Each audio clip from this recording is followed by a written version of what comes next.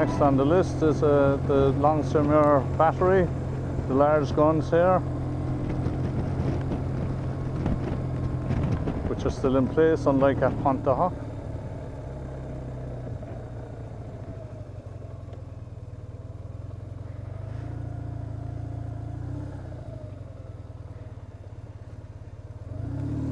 This is the Longues battery here in Normandy, which was a huge concern to the Allied forces coming ashore on D-Day, as these guns were a big threat to the ships, but also were capable of firing on Omaha and Gold beaches. There are 5 gun emplacements here, 4 150mm guns and 1 120mm gun, built into these concrete casements, which were completed in April 1944 as part of the German Atlantic Wall defences.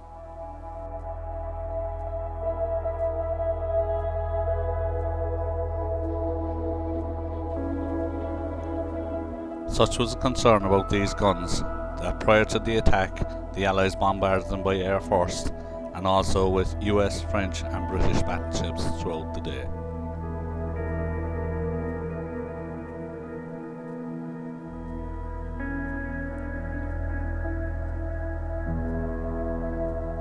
These guns fired off a total of 170 rounds, guided by a command post further down the cliffs, and remained firing until that evening of June the 6th.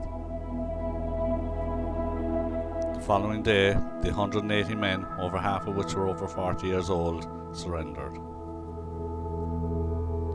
Despite the heavy bombardment, the guns remain incredibly intact.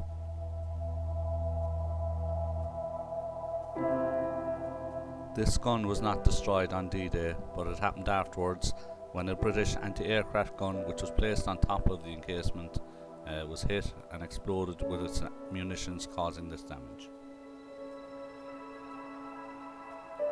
This is the Longues battery. We're coming down towards Arromanche now, and out there you can see in the ocean are the Mulberry Harbour or docks. This is Arromanche. And these are some of the vehicles that were able to come ashore because of those mulberry docks out there that you can see on the beach and out further afield, which is a man-made harbour made by the Allies, allowing thousands of tons of ship and equipment, tanks, anti-tank guns and troop carriers like this onto the beaches to keep the Operation Overlord running, and eventually all the way to Berlin. An amazing feat of engineering. They were floating docks that were brought over from England and left in place. This is the beach at Bernières-sur-Mer, which was codenamed Juno Beach for the D-Day landings, and it is here that the Canadian forces came ashore. After Omaha Beach, this beach was the most heavily defended, but despite the losses, the Canadians made the most progress inland. This house on the beach was the first house to be liberated on D-Day. They have a gallery on the side wall of the house here depicting the events of the day.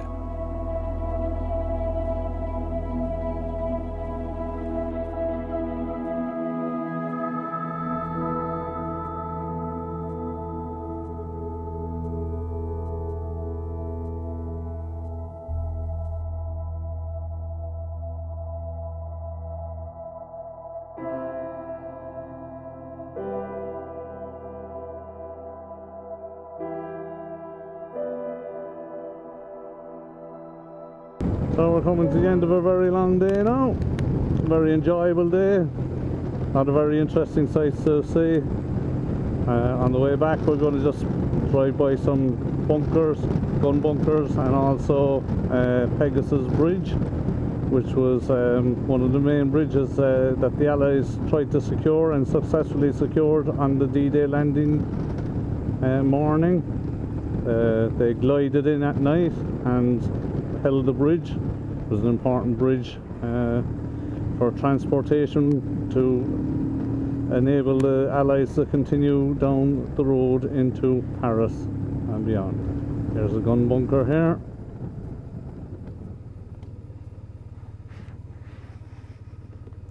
the gun in place.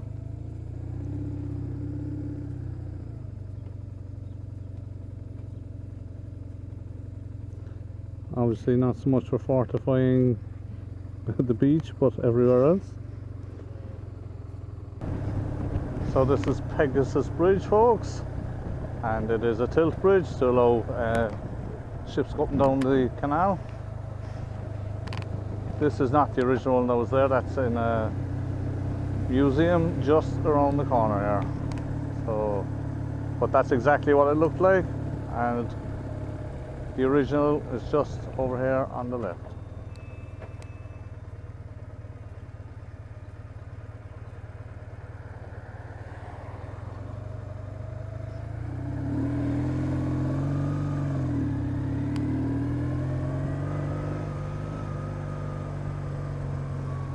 That's the entrance into the museum. We're too late, it's closed, so I'll try and give you a look at the bridge.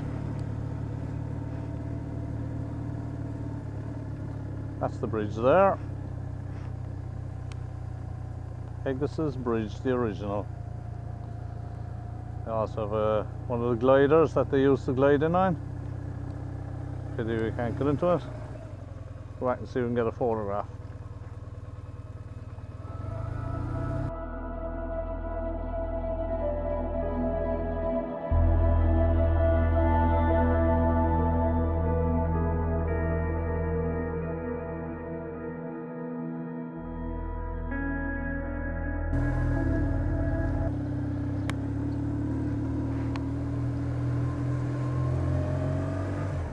So that's the second Pegasus Bridge. It's our final call for today. All that remains is to the hotel in Cannes for a well-deserved rest and a few beers. That's the end of our World War II trip. From tomorrow on we head up to where the Somme battlefields were and take in some of the sites of World War I.